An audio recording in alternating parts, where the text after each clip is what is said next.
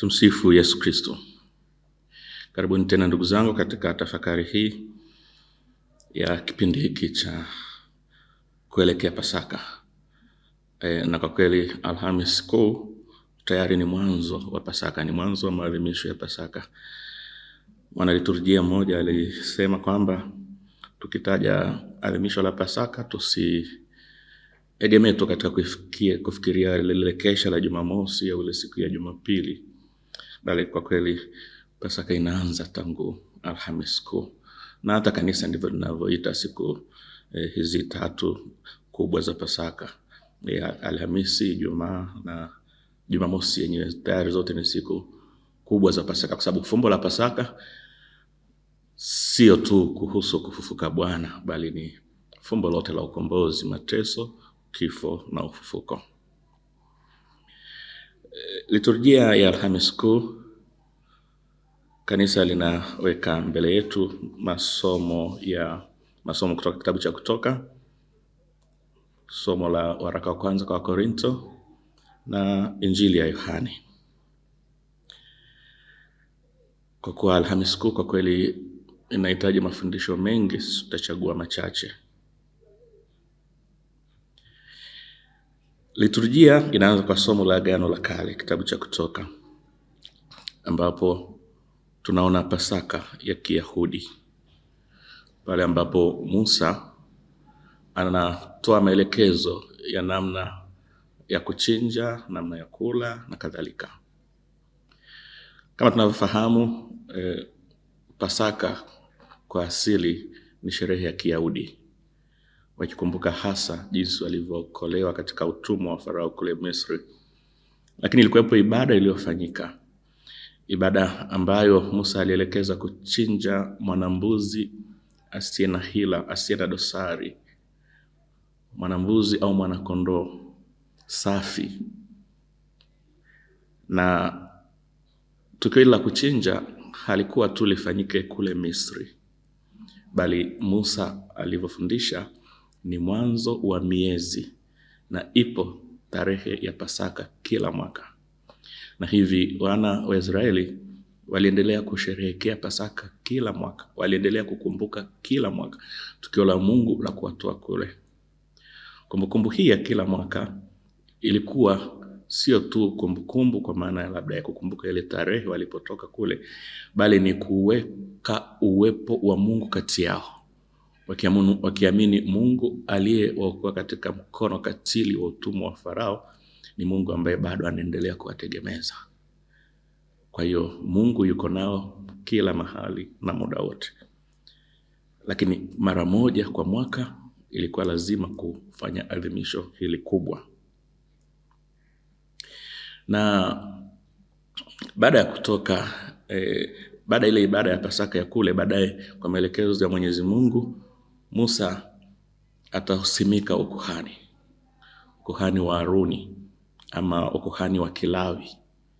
Kabila moja, kabila la Walawi, ndilo linalokuwa kabila mahususi kwa ajili ya kutoa makuhani. Na hawa kazi yao ndio hiyo ya kutoa sadaka. Kwa hiyo kuhani huu unabakia katika jamaa ya Walawi tu. Kabila lingine lisingeweza kupata hadhi au huduma hii ya ukuhani. Sasa katika Agano Jipya tunaona jinsi Paulo waraka wa kwanza kwa Korinto anavyosimulia sadaka mpya ya Musa imekwisha, na Paulo anasisitiza kwamba jambo hili nimesikia mwenyewe kutoka kwa Bwana. Na ndipo Paulo anaposimulia lile lilofanyika Alhamisi Kuu. Akatoa mkate, akatoa kikombe kilicho na divai. Kwa hiyo Yesu alipoagiza wanafunzi wake kuandaa mlo wa Pasaka, hakuagiza kutafuta mbuzi, kutafuta kondoo, akijua kwamba yeye mwenyewe ndio anayegeuka kuwa kondoo halisi wa Pasaka, mwanambuzi halisi wa Pasaka asiye na doa. Vile vya Agano la Kale vilikuwa tu kivuli cha mambo mazuri yanayotimilika katika Kristo Bwana. Neno muhimu sana ambalo tunalisoma katika waraka huu wa mtume na pengine katika Injili ya Luka ni fanyeni hivi kwa kunikumbuka mimi. Tumeona tayari Musa aliagiza kwamba Pasaka iadhimishwe kwa kumbukumbu, na sadaka pia hazikuwa zinatolewa wakati wa Pasaka tu, lakini ile Pasaka ilikuwa ya pekee. Sasa Yesu naye anasema tumkumbuke, tufanye hivyo kwa kumkumbuka yeye. Neno hili kumbukumbu lina mapungufu kwa sababu ya umaskini wa lugha yetu. Kanisa linatukumbusha kwamba asili ya neno hili ni neno la Kigiriki anamnesis. Anamnesis ni neno la Kigiriki ambalo likitafsiriwa kwa tafsiri yetu basi tutasema kukumbuka, lakini sio kwa kukumbuka kwa maana tuliyoizoea. Kama vile nikikuuliza mchana ulikwenda wapi, utakumbuka ulikokwenda, lakini kiuhalisia sio kwamba utarudi pale na kufika pale ulipokuwa. Lakini anamnesis, kumbukumbu, kwa maana aliyomaanisha Bwana ni kuweka uwepo wa Kristo kama vile alivyofanya katika chumba kile cha karamu ya mwisho. Hivyo hili ni fumbo kubwa, ni jambo kubwa. Bwana anabakia kati yetu tunapomkumbuka kwa namna hiyo. Hivyo Alhamisi Kuu kwa kweli ni siku ya muhimu, tukijua kwamba ndio siku ile ambayo tulipewa amri, au kwa makuhani wakapewa mamlaka ya kufanya maadhimisho hayo.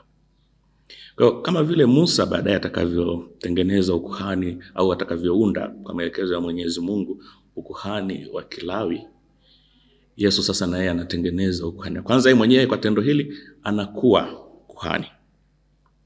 Anakuwa kuhani kama tunavyofundishwa na waraka kwa Waebrania. Mwandishi wa waraka kwa Waebrania naye anamkumbuka mzaburi katika Zaburi ya 110 kwamba sasa Kristo ni kuhani. Pamoja na kwamba Kristo kwa asili ni wa ukoo wa Yuda, sio wa ukoo wa Lawi, lakini sasa ukuhani unahamishwa kwa namna bora.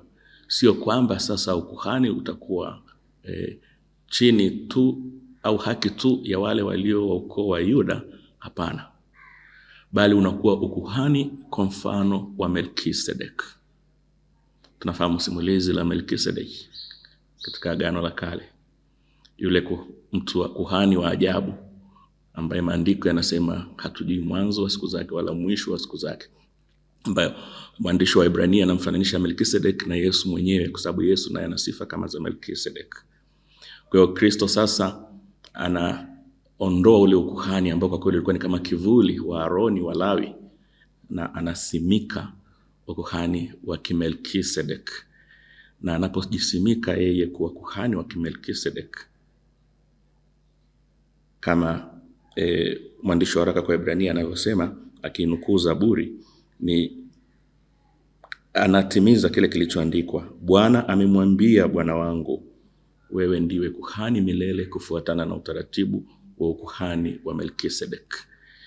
Mungu anamwambia Yesu kwamba au tusemeje, Daudi tayari ameanza kufuasi, anaona yajayo, anamuona Bwana wake Yesu ambaye sasa atachukua ukuhani. Ukuhani utamia kwa namna hiyo ya ajabu. Kwa hiyo ukuhani wetu ni ukuhani wa Yesu Kristo, kuhani asiye na mwanzo wala mwisho. Ule wa Kiaruni ulikuwa na mwanzo na kadhalika ulikuwa na mwisho. Kwa hiyo Kristo kwa siku ya Alhamisi Kuu, pamoja na kutoa sadaka hii, yeye mwenyewe kugeuka kuwa mwana kondoo asiye na hatia halisi, lakini pia anawaweka makuhani.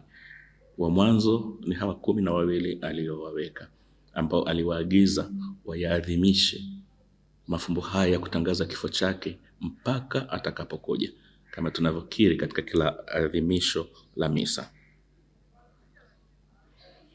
Hii ni siku ambayo Bwana anatoa mamlaka, anatoa amri. Desturi ya kanisa Alhamisi Kuu ilijulikana kama Maundy Thursday.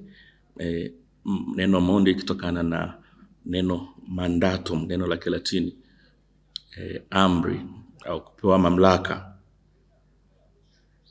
mamlaka na amri, mamlaka waliopewa mitume, lakini na amri waliopewa mitume na tuliopewa sisi sote ya kupendana. Hivyo siku ya Alhamisi Kuu ni siku pia ya kukumbuka amri kuu ya mapendo.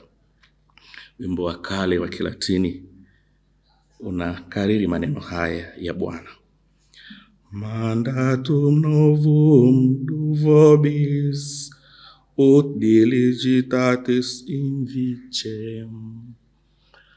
Amri mpya nawapa, mpendane. Hii ni amri ya Bwana inayoendana na fumbo lote aliloanzisha katika sikukuu hii ya Alhamisi Kuu.